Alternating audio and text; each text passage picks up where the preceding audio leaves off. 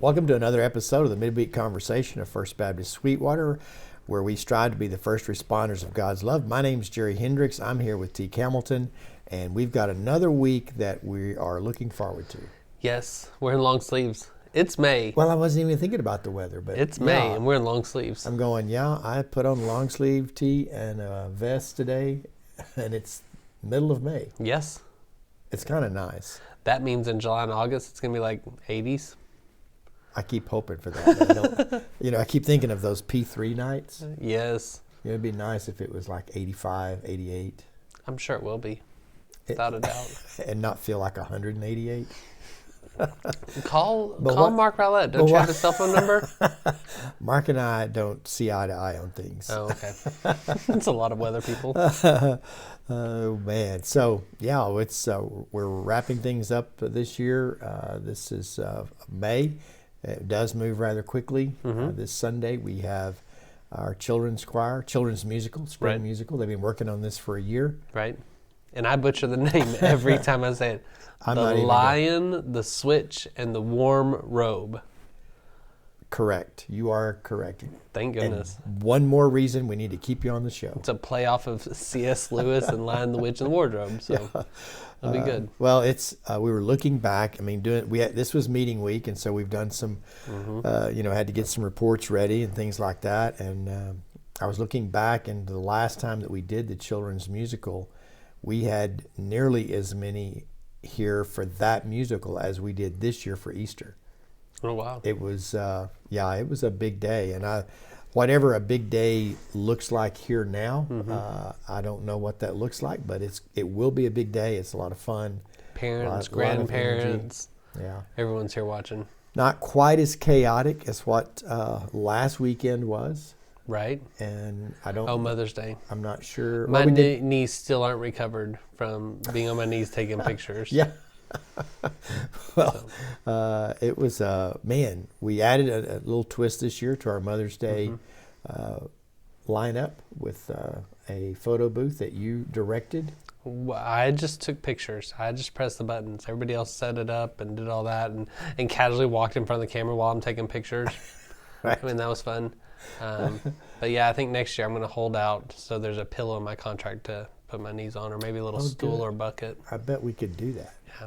It shouldn't be a problem at all. But so if you missed last Sunday, it was a great day for us. You see a lot of those pictures. I guess all of them. Yep, they're all on social media. Well, there's a couple of them that I caught. Sharon is giving the peace sign. Yeah. And that one went to y'all, but not on Facebook. I don't know why she thought that you did the goofy picture first. I did, because you weren't in it. Oh, okay. I didn't know I thought it was Mother's Day. I didn't know I was supposed to be in it. Huh. Well, we had one other person who said the same thing, and I was like, mothers want their husbands in there too. So. Yeah. Well. Good job. Good job to Lisa Teak. Shout out to Bedgoods, all of our mothers. Oh yeah, the Bedgoods came through again for us with the decorating things. I'm working on a title for them. Haven't come up with one yet, but you might, if you're a part of this, suggest one. Make it sure it's a good one. I mean, a real one, not being too silly. Well, like I said, I'm still working on Glenn Harrison's ministry title, so. Oh, yeah? Yeah, the Ministry of History, Resident Historian, something like that. Yeah. I'm liking it. We've got titles to hand out, don't we? Yeah, I've got a couch from upstairs, so he can be thinking there. It's going to be great. We're on the road doing well. So we're kind of as far as the way we do messages and so forth, the Woven series, we pretty much, I guess in some way, wrapped up this past Sunday with thinking about our origin story. I mean, I don't know about you, but I've always taken pride in where I'm from, but I realize that not all people do that. Right. But it is something that is a part of who we are that we can't escape. Yeah, definitely. And so I thought it'd be a good time for us to reveal your origin story. My origin story? Teak went to Wiley High School. Oh, everybody knows that already. No, I don't think they do. Yeah, they do. When I came in view of a call, I said I grew up in Potosi and avoided the Wiley conversation altogether.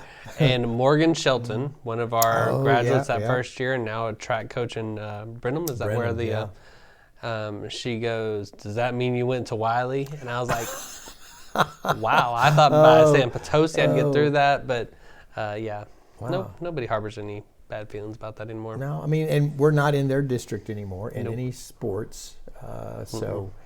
Not, and Wiley's one of those schools where I don't know who their rival is, but everyone else considered Wiley their rival. Right, So it's that right. kind of competition. Yep. But anyways, but Sunday I wanted us to think about that because we're talking about the text where Stephen has been martyred and the believers just scatter. Right. And so sometimes through that scattering, that is what generates this story of origin for a lot of us. And one of the things that, I enjoy doing is, talking to people and learning a little bit about that background, what brought them to where they are and what that looks like for them. Yeah, it's fun hearing people's stories and their understanding of their history. Right. So sometimes we see things differently through our eyes than people see through theirs. Well, for us, both of our children were born when we were doing ministry in the Houston area. We were in the Houston area for 10 years. And so when we moved back to Abilene, which was near home for me, my mother was ill, had cancer, so we wanted to be closer to help the family. And all that finally worked out, and we landed in a ministry in Abilene. And it was really interesting because my kids were still pretty young, but they'd never spent much time with grandparents because they were so far away. Sharon's parents in California, and then mine, 9 hours away from Houston. But it was really neat to see my kids embrace family and even the culture of West Texas. I promise you, before we moved to Abilene, Sharon hardly ever made steak fingers and gravy. But I think we had it every week for a while when we got back. There's something that's good about this culture. Yeah, steak fingers. So my kids became acquainted with some West Texas eating, and I was proud. I think we're gonna make some steak fingers tonight. Now that you said I that, think that's we a ought good to have idea. some bacon and gravy I tonight. just got the beef in, so we're good. But Sarah was the one who first started asking a lot of questions about family, and so she wasn't quite she was in the early parts of school, I guess, when she started asking these questions. But she would love for me to tell her stories about my upbringing or my family's traditions and things that they enjoyed. And so Sunday, when both of my kids were here, and so I started my message with, I got a call from Cousin Joey this week. Well, both of my kids have met Cousin Joey maybe 3 times. Okay. My grandmother's funeral, my mother's funeral, and I think there was one other one. Oh no. So they've only seen him at funerals, but he always does corny jokes, like scripted, like out of a bathroom reader or something. Okay. And Nice. but he is funny, but he's memorable to James and Sarah. And so when I landed on that being my introduction, I thought, this sounds fictitious. But no, it's true. There really is a Cousin Joey, and Right. B, he really did call me this week. That's awesome. And so it was fun. And usually we either communicate on Facebook or occasionally by text, but mostly just through Facebook. But it was good to use that, and with my kids being there, it was a fun way to. They're to wondering get which the way that thing story's started. going. And then, we were talking at lunchtime, I'm going, this sounds like a segment that we could do at camp or something. Oh, Cousin Sal and different things I've seen on television that Cousin Sal. Cousin Joey just has a ring to it. I but- haven't told him yet. Well, my mind went to Joey from Friends, and I don't even watch Oh, yeah. Friends. So all of a sudden, I just had a character in my head, and I was like, I bet that's a good story. Well, yeah, he's a character, all right. But Have you ever done one of those, there's 23andMe, maybe that's what it's called. no, Ancestry. Yeah, that's the one that I did, was Ancestry. There's all kinds of them. Right. And there's some really gross parts to it that I won't talk about. But we did that for maybe our anniversary or something, Stacy and I did.